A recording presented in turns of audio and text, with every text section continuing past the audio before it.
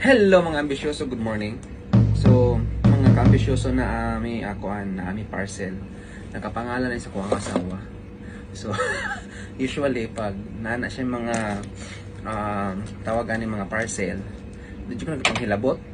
Hindi ko binubuksan or what, hindi, basta hayaan ko lang dyan, pick up lang, i-receive lang, lagay lang dyan, so hayaan ko na siya nang magbukas. Hindi ko pinapakialaman. But this time, bubuksan natin kasi alam ko maganda to eh. Isa to sa mga gusto ko.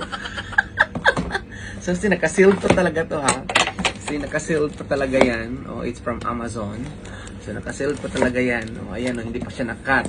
Cut natin. Tingnan natin anong laman ito. Okay. Sorry. So, tingnan natin. Wait lang. Sa amin ba talaga to? Oo, lagi. Hindi sigurado. Laging hindi sigurado. Double check ko lang yung name. Okay nga, Angela. Okay. At tinang na matagal. Baka hindi sa amin. Patag! So, tignan natin.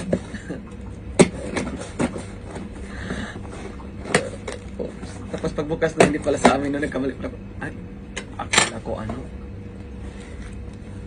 Ay, ang bilis naman nagdating nito.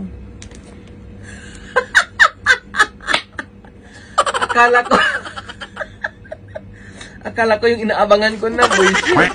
Ito pala yung film niya pala sa camera niya, yung sa Intax Square.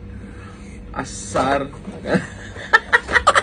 Akala ko yung ano na yung inihintay kong in-expect kong darating ngayon.